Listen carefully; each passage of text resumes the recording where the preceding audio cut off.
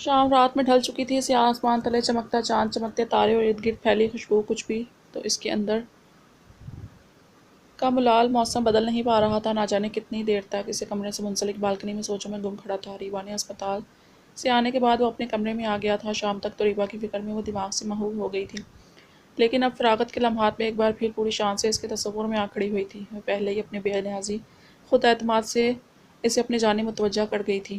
اس کے بچے کے ساتھ دیکھ کر اس نے اپنے دل پر پہرا بٹھایا۔ اگلے ہی دن اسے آفس میں دیکھ کر وہ حیران ہوا تھا۔ اس کے ڈاکیومنٹس پوری طرح دیکھنے کے بعد اسے پتہ چلا کہ اس کی طلاق ہو چکی ہے۔ اس بار وہ حیران نہیں ہوا، کیونکہ وہ پچھلی 2 ملاقاتوں میں اتنا اندازہ تو لگا ہی چکا تھا کہ وہ کس طرح کے حالات سے گزر رہی ہے۔ اسے آفس میں دیکھتے ہی اس کا ایکسپیرئنس تقریباً نہ ہونے کے باوجود بھی اس نے اسے اپائنٹمنٹ کر لیا تھا۔ وہ 7 گھنٹے نظروں کے سامنے رہے گی، یہی بہت مسحور کن احساس تھا۔ میرا بچہ ہے یہ، ہاتھ میرا بیٹا۔ اس کی لڑکھڑاتی آواز سماعتوں میں گونجی۔ بچے کے ذکر پر وہ یوں ہی خوفزدہ ہو جایا کرتی تھی۔ اس کے لہجے کا خوف فرحان کو اب بھی محسوس ہو رہا تھا۔ ایسا کیا ہوا تھا؟ یہ سوال اسے صبح سے بے چین کیے ہوئے تھا۔ دیکھیے فرحان مرتضیٰ، آج جو ہوا وہ غیر ابتدائی عمل تھا۔ جس طرح میں نے آپ سے یہ نہیں پوچھا کس حق سے آپ نے میری اور میرے بچے کی جان بچائی، اس طرح میں آپ سے یہ بھی نہیں پوچھوں گی کس حق سے آپ نے میرے چہرے پر تھپڑ مارا۔ یوں بھی اس طرح کے تھپڑ مجھے درد نہیں دیتے، صرف تذلیل کا احساس ہوتا ہے، وہ بھی کچھ دیر، کیونکہ اگلے ہی پل ایک اور ضلالت مقدر ہوتی ہے۔ اس کا پر اعتماد لہجہ آنکھوں میں آنکھیں ڈال کر کہتی وہ فرحان مرتضیٰ کو گھائل کر گئی تھی۔ بس اسٹاپ سے ہسپتال تک اس تھپڑ سمیت جو کچھ آپ نے کیا اس کا شکریہ۔ کتنے طریقے سے وہ اسے شرمندہ کر گئی تھی۔ نظروں کے سامنے صرف گال کی کن چھلکاتی رنگت بے اختیار اس کے سامنے آئی تو گلدان پر ہاتھ نہیں مرا۔ وہ چیخی نہیں تھی، روئی نہیں تھی، بنا ایک لفظ کہے وہ اسے جتا گئی تھی کہ وہ اسے تھپڑ مارنے کا حق نہیں رکھتا تھا۔ عرصہ دروازے پر کھڑا ریحان زیر لب بڑبڑایا۔ وہ اس سے کوئی بات کرنے آیا تھا۔ اس کی حالت دیکھ کر آہستہ سے اس کے قریب آیا۔ فرحان پاگل ہو گئے ہو کیا؟ یہ کیا کر رہے ہو؟ اس کا ہاتھ اپنے ہاتھوں میں لیے وہ فکرمندی سے بولا۔ اسے اچانک اپنے کمرے میں دیکھ کر فرحان حیران ہوا تھا۔ بھائی آپ کچھ نہیں، وہ بس ہاتھ پہ لگ گیا، آنکھیں چرا کر کہتے اس نے جلدی سے گلدان کا ٹوٹا ہوا حصہ اٹھانا چاہا۔ چھوڑو اسے بے وقوف، مزید ہاتھ کٹے گا۔ اس کے ہاتھ سے وہ ٹکڑے لیتے ریحان نے اسے گھرکا۔ عرصہ نام ہے اس کا۔ اس کے ہاتھ سے نرمی سے خون صاف کرتے ہوئے ریحان نے سوالیہ نظروں سے اس کی جانب دیکھا۔ بھائی وہ اس کا ہاتھ تھام کر سامنے رکھے کین کی چیئر پر بیٹھ چکا تھا۔ اسے سمجھ نہیں آئی ریحان کو کیا بتائے۔ فیضی اور ریوا کے مقابلے میں وہ ریحان سے اتنا قریب نہیں تھا۔ ریحان ان سب سے ہی بہت محبت کرتا تھا، لیکن اس کی خود کی نیچر اس حد تک ریزرو تھی کہ وہ اپنے جذبات کا اظہار نہیں کر پاتا تھا۔ تمہیں کیا لگتا ہے اتنے بڑے ہو گئے ہو، تم مجھ سے اپنے احساسات چھپا لو گے؟ صبح سے تمہارے چہرے پر جو یہ شرمندگی چھائی ہوئی ہے، یہ مجھ سے چھپا لو گے؟ یہ بھی بھول گئے کہ اسپتال سے واپس ہم تمہاری گاڑی میں آئے ہیں، پچھلی سیٹ پر رکھے لیڈیز اور بیبیز بیگز غالباً تمہارے تو نہیں؟ اس کی بات پر فرحان نے حیرت سے اسے دیکھا۔ مطلب آدھی بات تو وہ پہلے سے ہی جانتا تھا۔ تم میرے بھائی ہو فرحان، میرا فخر، میرا مان سب تم سے جڑا ہے۔ میں تم پر خود سے زیادہ بھروسہ کرتا ہوں فرحان، تم کبھی بھی غلط نہیں کرو گے۔ پسند کرتے ہو اسے تو نکاح کر لو، میں اور حفصہ جائیں گے تمہارا رشتہ لے کر۔ تم بتاؤ کہاں رہتی ہے وہ؟ بینڈیج کرنے کے بعد فرسٹ ایڈ کا سارا سامان باکس میں رکھ کر وہ اس کے ساتھ ہی بیٹھا تھا۔ میں نے تو آپ کا مان برقرار نہیں رکھا بھائی، میں نے ہاتھ اٹھایا اس پر۔ آپ نے میری ایسی تربیت تو نہیں کی تھی بھائی کہ میں ایک لڑکی پر ہاتھ اٹھاؤں، وہ بھی وہ لڑکی جو پہلی نظر میں میرے دل میں بس گئی ہے۔ میرا کوئی حق نہیں تھا کہ میں اس پر ہاتھ اٹھاتا۔ وہ بالکل بھی اپنے حواس میں نہیں تھی، مجھے یوں دیکھ رہی تھی بھائی کہ میں ایسی نظریں نہیں بھول پا رہا۔ یہ خیال ہی میرے لیے سہانے روح تھا کہ اگر وہ اس گاڑی کے نیچے آ جاتی تو۔ اس پل مجھے شدت سے احساس ہوا کہ میں تو لمحہ بھی اس کے بغیر نہیں گزار پاؤں گا، اور اسی پل میں نے اسے خود سے بدگمان کر دیا، اپنے جذبات میں اسے نقصان پہنچا دیا جس سے کچھ لمحے پہلے وعدہ کیا تھا کہ کوئی نقصان نہیں پہنچاؤں گا۔ میں نہیں ہوں فخر کے قابل بھائی۔ گھٹنوں کے بل ریحان کے آگے بیٹھتا وہ ایک ایک بات بتاتا چلا گیا۔ ریحان ششدر اس کی سرخ آنکھیں دیکھ رہا تھا۔ اس کا وہ بھائی جو ضرورت سے زیادہ کبھی کسی سے بات نہیں کرتا تھا، جسے اظہار کرنا سرے سے ہی نہیں آتا تھا، وہ آج بھی ٹھیک طرح نہیں بتا پا رہا تھا۔ یہ بہت ضرف کا کام ہے فرحان، اس کا بچہ اس کے لیے بہت اہم ہے، یہ بات تو تم جان ہی گئے ہوگے۔ تم باپ بن کر اس کے بچے کی پرورش کر سکتے ہو تو بے شک تم اس سے نکاح کر لو، میں تمہارے ساتھ ہوں، لیکن شادی کے بعد اسے یا اس کے بچے کو کبھی یہ احساس نہیں ہونا چاہیے، کیونکہ تمہارے نکاح میں آنے کے بعد اس کے ایک ایک آنسو کے بھی تم جواب دہ ہوگے۔ اور یہ نہیں بھولنا کہ ہماری بھی ایک بہن ہے جسے ہم اپنی جان سے زیادہ چاہتے ہیں۔ کسی اور کی بیٹی کے ساتھ زیادتی نہیں کرنا، میں نہیں چاہتا ہماری کی کوئی بھی غلطی ہماری ریوا کے سامنے آئے۔ پیار سے اس کے بالوں میں ہاتھ پھیرتا وہ نرم لہجے میں اسے سمجھا رہا تھا، لیکن انداز متنبی تھا۔ میں نہیں جانتا بھائی کہ میں اس سے محبت کرتا ہوں یا نہیں، یا مجھے اس کے فرق پڑتا ہے کہ وہ ایک بچے کی ماں ہے۔ میں صرف اتنا جانتا ہوں کہ وہ مجھے پسند ہے اور میں اس سے نکاح میں لینا چاہتا ہوں۔ اس کی بات پر ریحان دلکشی سے مسکرایا۔ تو کب جاؤں پھر میں آپ کی دلہن لینے؟ پہلے تو وہ مان جائے دلہن بننے کے لیے بھائی، وہ تو ریزائن کرنے کی دھمکی دے کر گئی ہے مجھے۔ معصومیت سے اسے دیکھ کر کہتے وہ ریحان کو کوئی چھوٹا سا بچہ لگا جو غلطی ہو جانے کے بعد مظلوم سی شکل بنا کر معافی کا طلبگار ہوتا تو میرے بچے تھپڑ مارنے کے بعد تم اس سے کیا امید رکھتے ہو؟ ریان نے مصنوعی خفگی سے اس کی جانب دیکھتے کہا، وہ تو اس کی فکر میں۔ وہ شرمندگی سے سر جھکا گیا، بہت خوب، فکر میں مزید نقصان پہنچا دیا۔ اپنی شدت پسندی نہ تھوڑی کم کر لو، غصے کے معاملے میں میرا گڈا بالکل تم پر گیا ہے، تمہاری اتنا شدت پسند ہے وہ بھی۔ چلو اب فریش ہو کر سو جاؤ، مسکرا کر کہتا اس کا سر تھپاتے وہ اٹھ کھڑا ہوا۔ اپنے گڈے کے ذکر پر ہمیشہ ہی دل نشین مسکراہٹ اس کے لبوں پر پھیل جاتی تھی۔ وہ یہاں اس سین بیگس کے ہی متعلق بات کرنے آیا تھا۔ بھیا اپنے گڈے سے تو مل لیں، جب سے آئی ہے سب سے آپ سے بارے میں پوچھ رہی ہے۔ فرحان کس بات پر اس کے بڑھتے قدم رکے۔ میری ہمت نہیں ہو رہی فرحان، مجھ میں اتنا حوصلہ نہیں۔ اس کے پیچھے مڑے بغیر کہنے کے بعد بھی فرحان جانتا تھا کہ وہ اپنی آنکھوں کی نمی چھپا رہا ہے۔ آپ خود بھی جانتے ہیں، آپ اسے یوں رات بھر نہیں چھوڑ سکتے، چلے جائیں اس کے پاس۔ وہ اس کی بات سے اتفاق رکھتا تھا، وہ کبھی اس سے یوں ناراض رہ سکتا تھا، کتنی بار دروازے سے ہی اسے دیکھ کر اپنے کمرے میں واپس گیا تھا۔ اس حالت میں یوں چھوڑنے کے لیے تو ایک لمحے کے لیے بھی دل آمادہ نہیں ہو رہا تھا۔ یہ صرف سوپ پی لو ریبا، پھر میڈیسن بھی لینی ہے۔ حفصہ نے سوپ کا باؤل حیدر کی جانب بڑھایا۔ بیوی اٹھے میری جان، تھوڑا سا پی لیں۔ اس نے آہستہ سے اسے سہارا دے کر بٹھایا۔ وہ مسلسل نفی میں گردن ہلاتی دوبارہ کمفرٹر میں گھس گئی۔ داجان گھٹی گھٹی آواز میں کہتی، وہ اندر سے ہی نفی میں گردن ہلا رہی تھی۔ حیدر نے بے بسی سے حفصہ کی جانب دیکھا جو خود بھی پریشان سے ریبا کو اٹھانے کی کوشش کر رہی تھی۔ فیضان اور میں نے بہت محبت سے بنایا ہے، بالکل ویسا ہی جیسے تمہیں پسند ہے، پی لو بہن۔ فیضی کے کہنے پر کمفرٹر میں ہی منہ گھس گیا، گھٹ گھٹ کر رونے لگی۔ وہ اسے کیا بتاتی کہ اسے اس طریقے کا سوپ نہیں، اپنے داجان کے ہاتھ کا سوپ پسند ہے۔ ریبا اٹھے بیٹا، ریان کی آواز پر اس نے جھٹکے سے کمفرٹر پھینکا۔ اپنی حالت، ہاتھ کا درد سب بھول گیا تھا۔ یاد تھا تو بس یہ کہ اپنے داجان کو پورے دن کے بعد وہ اب دیکھ رہی تھی۔ ریان کو سامنے پا کر حفصہ سائڈ پر ہوئی۔ داجان آپ کہاں تھے؟ میں اتنا رویا، آپ مجھ سے خفا ہو گئے تھے داجان۔ پرومس میں سب مانوں گا، ساری باتیں، کبھی بھی منع نہیں کروں گا، آپ آئے بھی نہیں میرے پاس۔ اس کے سینے سے لگی ایک سانس میں سب کہہ گئی تھی۔ حیدر نے مسکرا کر اسے دیکھا، جانتا تھا اب داجان کے علاوہ اس کی بیوی کو کچھ نظر نہیں آئے گا۔ داجان کا گڈا، میرا بچہ کیوں رونا آ رہا ہے میرے بیٹے کو؟ اس کے بالوں میں لب رکھتے اتنی نرمی سے اسے بیڈ پر اپنے ساتھ ہی بٹھایا۔ آپ خفا ہو گئے تھے نا؟ سب اچھا نہیں لگ رہا تھا داجان، اس کے سینے میں منہ چھپائے وہ منمنائی تھی۔ میں خفا نہیں تھا میری جان داجان کبھی خفا نہیں ہو سکتے اپنے چھوٹے بچے سے، کبھی بھی نہیں، اس سے خود میں بیچ سے اس نے مضبوط لہجے میں کہا۔ سچ والا خفا نہیں تھے، جلدی سے چہرہ اوپر کی جانب اٹھا کر استفسار کر رہی تھی۔ حیدر کا کہکہا گونجا، بالکل بھی نہیں، میں اپنے گڈے سے کیسے خفا ہو سکتا ہوں میری جان؟ پھر آپ کیوں نہیں آئے؟ میں نے اتنی بار بلایا داجان، میں وہاں تھا، دیکھیں یہ دیکھیں نا کیا کیا سب نے، اتنا درد ہوا داجان، آپ کو بلانے کے لیے ہاتھ ایسے اٹھایا نا تو اور درد ہوا۔ وہ روتے ہوئے اسے شکوہ کرتے اپنی کلائی اس کی جانب بڑھائی، جس کی پشت ڈرپ لگنے کی وجہ سے سوج گئی تھی۔ خون کی ننھی ننھی بوندیں گلابی کلائی پر نمایاں نظر آ رہی تھیں۔ ریان نے آنکھیں میچی، اس کی ہی تو تکلیف نہیں دیکھنا چاہتا تھا۔ بہت درد ہوا میرے گڈے کو؟ اس کی کلائی اپنے لبوں سے لگاتے اسے دھیمے لہجے میں پوچھا، جواباً زور و شور سے اس بات میں سر ہلا کر تصدیق کی گئی۔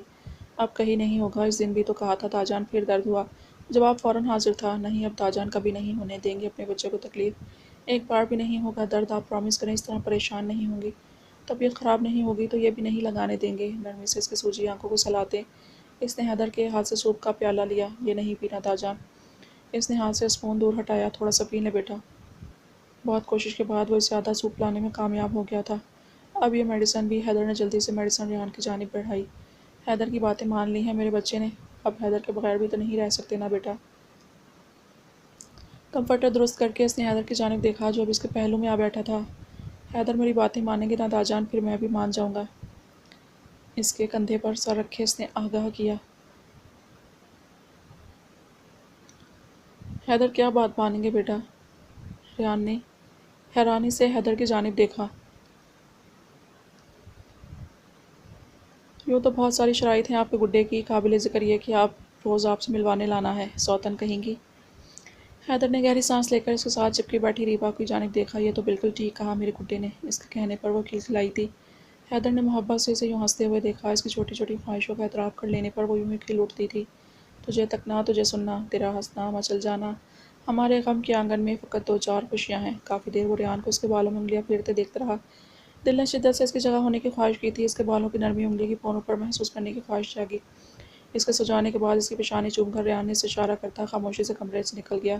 وہ دھیرے سے اس کے قریب ہوا، آنکھیں اسے دیکھ کر تھکتی نہیں تھی، بلکہ چپکائے بنا ہی نہ جانے کتنی دیر سے یوں ہی تکتا رہا۔ ہاتھ بڑھا کر نرمی سے اس کی آنکھوں کو چھوا، پھر بالوں کو، گھنے سلکے بال جو ہمہ وقت اس کے ماتھے پر بکھرے رہتے تھے، جھک کر نرمی سے اس کے بالوں پر لب رکھتے۔ وہ حق رکھتا تھا اس کی معصوم ادائیں، اس کی شرارتیں سب میری معصوم سی بیوی کتنا ستاتی ہے نا یار آپ۔ ہتھیلی پر لب رکھتا، آرام سے کمفرٹر اس پر درست کرتے، سائڈ پر رکھے صوفے پر ٹک گیا۔ نظریں اب بھی اس کے چہرے پر ہی جمی تھی۔ اس نے پلکیں اٹھا کر یکسر نیند گرہیں ہیں کھول ڈالی، سینہ شب میں گلابی سی ایک شفق سی کھل اٹھتی ہے رفتہ، یہ دیکھو سحر کا پیرہن کھلا ہے۔ کمرے میں داخل ہوتے ہی اس کی نظر صوفے پر سمٹ کر سوتی حفصہ پر پڑی۔ وہ جانتا تھا وہ اس کا انتظار کرتے کرتے سوئی ہے۔ سامنے ہی چائے کا ایک بڑا مگ ٹیبل پر رکھا تھا۔ ریبا کو سلانے میں رات چاہے کتنی بھی ہو جائے، وہ چائے کے کپ کے ساتھ اس کے انتظار میں بیٹھی ہوتی تھی۔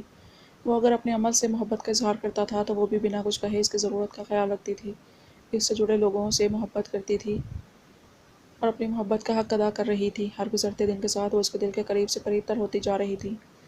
حفصہ نرمی سے اس کے کان کے پاس سرگوشی کرتے اسے تھام کر بیڈ تک آیا تھا۔ وہ اٹھی نہیں تھی، اس کی نیند حد سے زیادہ پکی تھی۔ شرارت سے مسکراتا وہ سنہری چمکتی نتنی پر جھکا تھا۔ وہ پٹ سے آنکھیں کھولتی اٹھ بیٹھی تھی۔ ریحان کچی نیند سے اٹھائے جانے پر وہ روحان سی ہو رہی تھی۔ اس دن کچن میں ریبا سے کچھ کہہ رہی تھی آپ، آج میں وہ سننے کے موڈ میں ہوں۔ اس کے بالوں کو پونی سے آزاد کرتے وہ بیڈ پر نیم دراز ہوا۔ آپ نے صرف وہ سننے کے لیے مجھے نیند سے اٹھایا ہے؟ اس نے حیرت سے اسے دیکھا۔ مطلب وہ صرف سننے کے لیے اسے گہری نیند سے اٹھا کر بٹھا دیا؟ نہیں، صرف سننے کے لیے تو نہیں اٹھایا۔ مسکراتے ہوئے اس کے بالوں کو اپنے انداز میں بل دیتے اس کی جانب دیکھا۔ اس کا اشارہ سمجھتی حفصہ نے بینڈ اس کے ہاتھ میں تھمائی، جنہیں لگا کر اس نے ستائش سے اس کے بالوں کو دیکھا۔ ہمیشہ کی طرح آج بھی وہ اس کے بالوں کی برڈ بنا چکا تھا۔ آپ کے بال پہلے سے بھی خوبصورت ہو گئے ہیں، نرمی سے اسے قریب کرتے کہا۔ اس کے بال اب بھی اس کے ہاتھ میں تھے۔ اس کی تعریف پر وہ سرخ ہوتی سر جھکا گئی۔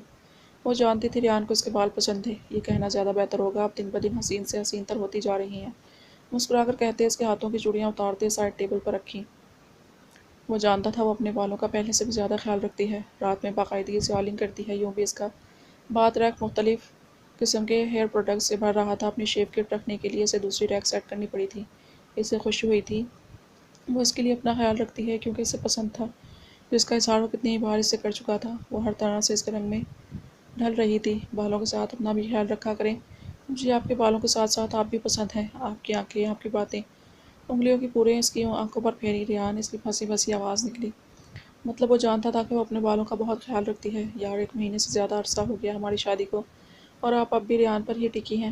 اظہار سننے کے لیے تو مجھے سال بھر انتظار کرنا ہوگا۔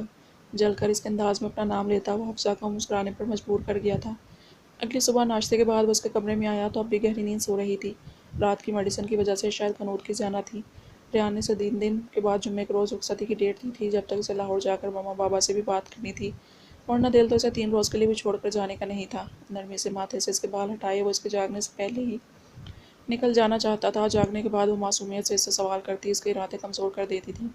بالوں کو انگلیوں سے سنوارتے اس کا ہاتھ تھام کر نرمی سے روئی سے ہتھیلی صاف کرنے کے بعد اس پر کریم لگایا۔ اب آپ کو لینے بارات کے ساتھ آؤں گا بیوی۔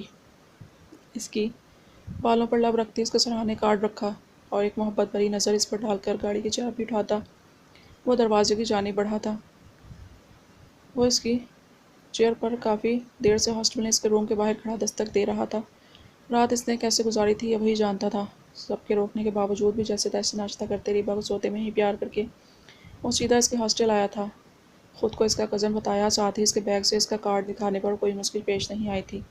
اندر سے جواب وصول نہیں ہونے پر وارڈن نے ڈپلیکیٹ کی سے دروازہ کھولا۔ سامنے ہی سنگل بیڈ پر دونوں جانب تکیہ لگائے وہ بے سود پڑی تھی۔ ہاتھ کے مسلسل رونے پر بھی اس کے وجود میں جنبش نہ ہوتی دیکھ فرحان نے فکر مندی سے اس کی جانب دیکھا۔ اسے تو بہت تیز بخار ہے، یہ ہوش میں نہیں ہے۔ وارڈن کے بتانے پر اس کی حالت کے پیش نظر وارڈن کو اسے اٹھانے کا کہتے ہوئے خود ہاتھ کو لیے کمرے سے باہر نکلا۔ وہ شاید بھوک سے رو رہا تھا۔ فرحان نے بے بسی سے اس کی جانب دیکھا۔ اسے تو یہ بھی نہیں پتا تھا کہ بچوں کا فیڈر کس طرح بناتے ہیں۔ چپ ہو جاؤ، ابھی تمہیں فیڈر دیتا ہوں، پلیز چپ ہو جاؤ نا۔ نرمی سے اسے گود میں اٹھائے وہ مسلسل اسے چپ کروانے کی کوشش کر رہا تھا۔ تھوڑی ہی دیر میں وارڈن کے باہر آنے پر وہ اندر کی جانب بڑھا۔ وہ چادر کو اپنے گرد پھیلائے ہوش و حواس سے بیگانہ وجود لیے بمشکل بیٹھی ہوئی تھی۔ چادر سر پر نہیں ہونے کے باعث اس کی پہلی نظر اس کے بالوں پر گئی تھی۔ اس کے بال بہت لمبے تھے، لیکن بے ترتیب انداز میں جگہ جگہ سے کٹے ہوئے تھے۔ دایاں گال سوجا ہوا تھا۔ فرحان کو شرمندگی نے آ گھیرا۔ اس کے ایک جملے سے وہ کس حال میں پہنچ گئی تھی۔ سامنے ہی چھوٹی سی ٹیبل پر اس کی کل کی دلائی ہوئی چیزیں ویسے ہی رکھی تھیں، مطلب کل سے نہ اس نے کچھ کھایا تھا اور نہ ہی میڈیسن لی تھی۔ اس ضدی لڑکی پر اسے ایک بار پھر غصہ آیا تھا، جسے وہ ضبط کر گیا۔ عرصہ تم ٹھیک ہو؟ اسے وہ ٹھیک بالکل بھی نہیں لگی تھی، لیکن اس سے مخاطب کرنے کے لیے کچھ تو کہنا تھا۔ آپ کیوں آئے ہیں میرا بچہ؟ دے مجھے اور جائیں یہاں سے۔ کمزوری کے باعث وہ اٹھ تو نہیں سکی تھی، لیکن لہجے میں غصہ نمایاں تھا۔ میں تمہارے یہ بیگس دینے آیا تھا، میری گاڑی میں بھول گئی تھی تم کل۔ یہاں آیا تو تمہاری حالت دیکھی۔ کل میڈیسن بھی نہیں لی تم نے۔ اب چلو میرے ساتھ اسپتال، کافی تیز بخار ہو رہا ہے تمہیں۔ اس کے سامنے بیگ رکھتے ہاتھ والے بیگ سے فیڈر اور دودھ نکالتا وہ اس کے قریب رکھے ترمس سے گرم پانی فیڈر میں لے کر دودھ بنا چکا تھا۔ اس سے پہلے واش کرتے ہیں۔ وہ جو حیرانی سے اس کے ہر عمل کو دیکھ رہی تھی، نکہت سے نپل کی جانب اشارہ کیا۔ اسے دیکھتے ہی فرحان نے نپل صحیح طرح سے واش کرنے کے بعد فیڈر میں ڈال کر فیڈر ہاتھ کے منہ میں دیا۔ ہاتھ کو اس کی گود میں دینے کے بعد وہ ادھر ادھر دیکھتا کچھ تلاش کر رہا تھا۔ دے دیا نا بیگ، اب جائیں یہاں سے۔ کیوں میری زندگی عذاب بنانے پر تلے ہوئے ہیں؟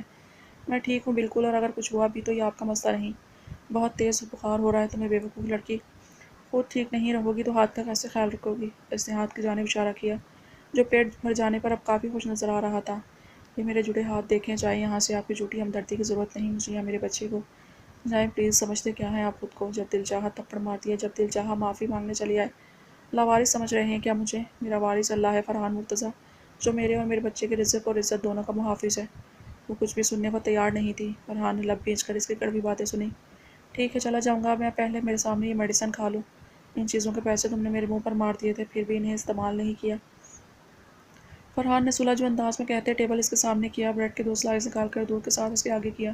اس کی ٹھٹائی پر وہ دل ہی دل میں کلستی زہر مار کر ایک سلائس اندر ڈیلتی ایک سانس میں دودھ کا گلاس بھی خالی کر گئی تھی۔ مسکراہٹ دبا کر میڈیسن اس کے آگے کیے وہ خاموشی سے، وہ بھی تیزی سے پانی کے ساتھ نکل کر اس نے دروازے کی جانب دیکھا، جیسے کہہ رہی ہو اب دفع ہو جاؤ، یہ گال پر لگاؤ اپنے۔ دواؤں سے آئنمنٹ نکال کر اس کی جانب بڑھائی۔